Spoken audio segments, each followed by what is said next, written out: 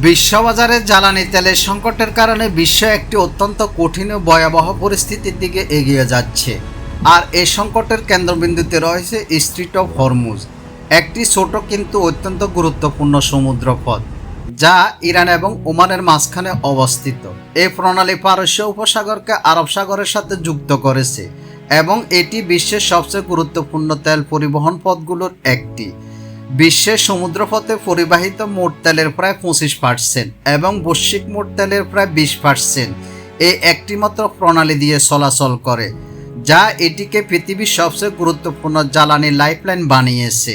বর্তমান Iran Israel উত্তেজনার প্রেক্ষাপটে এই প্রণালী কার্যত নিয়ন্ত্রণ করছে ইরান, তবে তারা সম্পূর্ণভাবে সব জাহাজ বন্ধ করে দেয়নি, বরং একটি কৌশলগত অবস্থান নিয়েছে। কিছু জাহাজ চলতে দিচ্ছে, বিশেষ করে নিজেদের তেলবাহী জাহাজ, এবং কিছু নির্দিষ্ট দেশের ক্ষেত্রে সীমিত অনুমতি দিচ্ছে। অন্যদিকে অনেক আন্তর্জাতিক জাহাজ নিরাপত্তা ঝুঁকি, বীমা সমস্যা এবং সামরিক উত্তেজনার কারণে প্রণালীতে প্রবেশ না করে বাইরে অপেক্ষা করছে। ফলে এটি সরাসরি ব্লক নয়, বরং একটি নিয়ন্ত্রিত চাপ সৃষ্টি করার কৌশল। এই পরিস্থিতিতে আন্তর্জাতিক রাজনীতিতে বড় ভূমিকা রাখছেন ডোনাল্ড ট্রাম্প। তিনি ইরানের উপর চাপ সৃষ্টি করে হরমুজ প্রণালী খুলে দেওয়ার আহ্বান জানিয়েছেন। বিভিন্ন কূটনৈতিক সূত্রে জানা যায় ইরানের নেতৃত্বের সঙ্গে পরোক্ষভাবে বার্তা আদান প্রদান হয়েছে, তবে এখন পর্যন্ত কোনো আনুষ্ঠানিক চুক্তি বা সমঝোতার প্রমাণ পাওয়া যায়নি।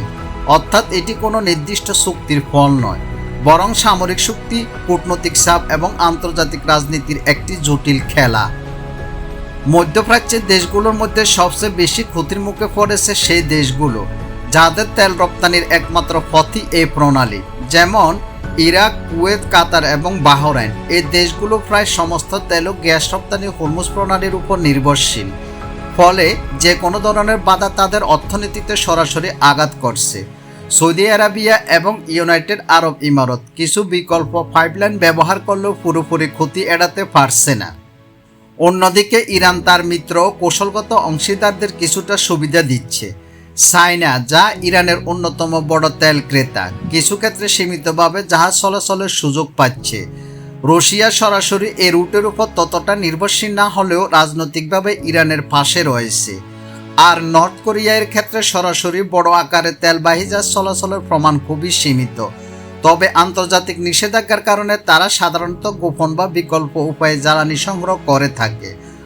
ফলে হরমুজ প্রণালীর উপর তাদের সরাসরি নির্ভরতা কম হলেও ভূরাজনৈতিকভাবে তারা ইরান বান্ধব অবস্থানে রয়েছে। এতে স্পষ্ট বোঝা যায় স্ট্রেইট অফ হরমুজ এখন শুধু একটি সমুদ্র পথ নয়, বরং এটি একটি শক্তিশালী ভূরাজনৈতিক অস্ত্র। দক্ষিণ এশিয়ার দেশগুলোর দিকে তাকালে দেখা যায় বাংলাদেশ এবং পাকিস্তানের কোনো তেলবাহী জাহাজ এখন পর্যন্ত নিশ্চিতভাবে আটকে পড়েছে এমন নির্ভরযোগ্য তথ্য নেই। তবে এর মানে এই নয় যে তারা নিরাপদ, বরং এই দুই দেশই পরোক্ষভাবে বড় সংকটের মুখে রয়েছে।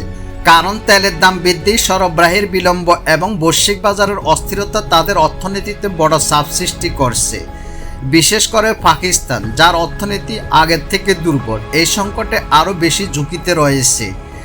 এখানে সবচেয়ে গুরুত্বপূর্ণ বিষয় হলো ইন্ডিয়া, কারণ ভারতের বিপুল পরিমাণ তেল এই প্রণালী দিয়ে আসে। বর্তমান পরিস্থিতিতে দেখা যাচ্ছে ভারতগামী কিছু তেলবাহী জাহাজ মাঝে মাঝে ছেড়ে দেওয়া হচ্ছে, আবার অনেক সময় আটকে রাখা হচ্ছে বা অপেক্ষা রাখা হচ্ছে। অর্থাৎ ভারতের ক্ষেত্রে একটি অনিশ্চিত ওঠানামা করা পরিস্থিতি তৈরি হয়েছে, যা দেশটির জ্বালানি নিরাপত্তাকে সরাসরি ঝুঁকির মধ্যে ফেলছে।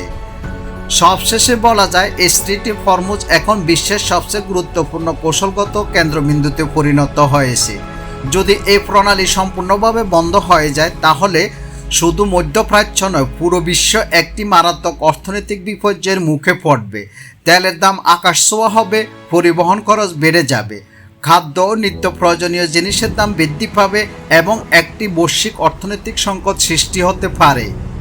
একটি সরু সমুদ্রপথ, কিন্তু তার উপর নির্ভর করছে পুরো বিশ্বের অর্থনীতি। আর এ কারণে আজ হরমুজ প্রণালী শুধু একটি ভৌগোলিক স্থান নয়, বরং এটি হয়ে উঠেছে বিশ্বের সবচেয়ে বড় শক্তির লড়াইয়ের কেন্দ্রবিন্দু।